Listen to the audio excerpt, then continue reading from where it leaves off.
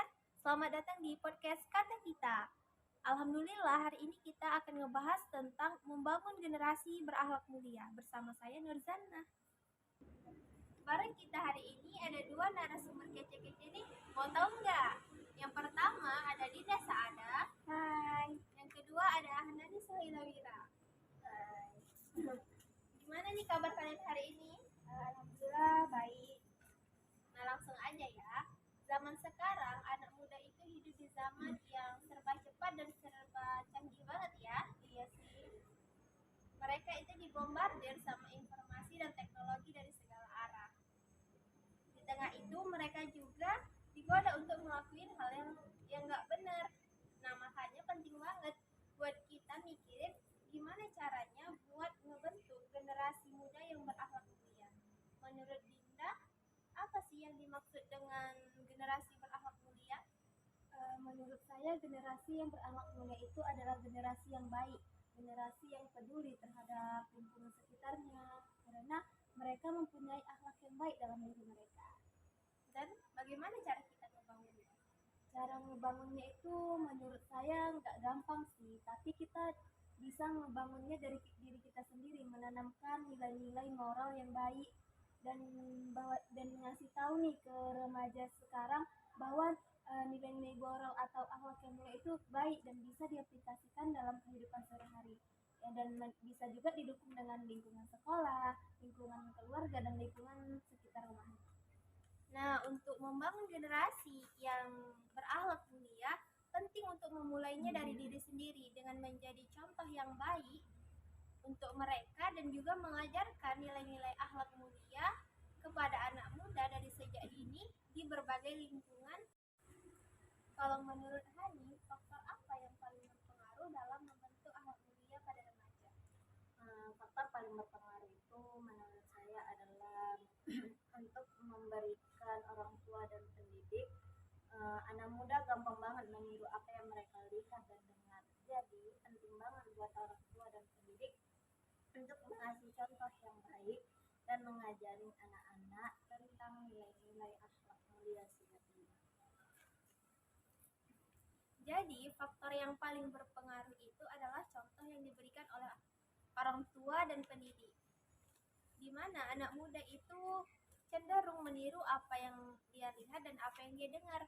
Jadi penting banget buat orang tua dan guru agar menjadi contoh yang baik atau teladan yang baik dan mengajarkan nilai-nilai akhlak mulia dari sejak dini. Pertanyaan untuk kalian berdua nih, bagaimana peran orang tua dan guru dalam membangun generasi berakhlak mulia? Dinda dulu. Menurut saya peran orang tua dan guru itu sama-sama penting dalam membangun akhlak mulia bagi anak didiknya, karena mereka bisa ngajarin tentang nilai-nilai ya akhlak mulia dengan membangun komunikasi yang terbuka dengan orang tua dan pendidik. Sama-sama penting dengan membangun komunikasi yang terbuka, jadi mereka mengaplikasikan akhlak mulia itu terutama dengan komunikasi ini. Kalau Hani? Menurut saya itu pendidik juga punya peran yang sama pentingnya. Mereka harus membangun suasana belajar yang positif, mengajarin anak-anak tentang nilai-nilai moral, dan membantu mereka untuk mengembangkan potensi mereka. Nah, jadi menurut dua narasumber, peran orang tua dan guru itu sangat penting sebagai panutan bagi anak muda, di mana orang tua itu diharapkan dapat menjadi contoh atau teladan yang baik bagi anak-anaknya dan juga mengajarkan nilai-nilai akhlak mulia seperti jujur, sopan, dan bertanggung jawab.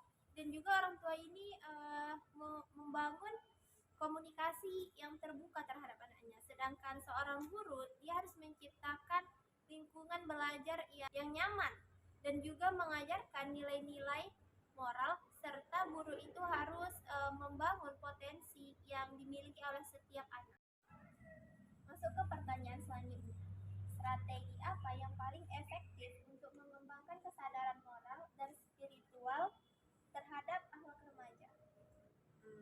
Di sekolah kita bisa ngasih contoh yang baik, ngajarin anak muda tentang nilai-nilai remaja melalui pelajaran dan membantu mereka buat menemukan passion mereka yang bisa bermanfaat bagi orang lain.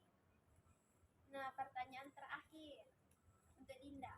Menurut Dinda, bagaimana cara mengatasi pengaruh negatif media sosial terhadap akhlak remaja?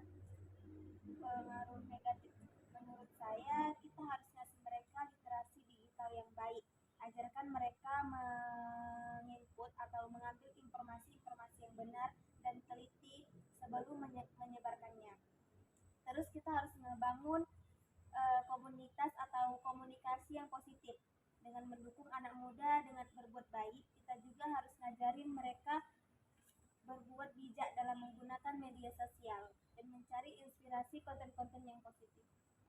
Nah, saya setuju nih dengan pendapatnya Dinda. Untuk mengatasi pengaruh negatif media sosial terhadap akhlak remaja, penting untuk memberikan pemahaman digital yang baik dan mengajarkan mereka memilih informasi yang benar, serta mereka diajarkan untuk bijak dalam menggunakan media sosial. Wah, sahabat pendengar, kita telah mendengar banyak wawasan dari dua narasumber tentang bagaimana cara membangun generasi berakhlak mulia.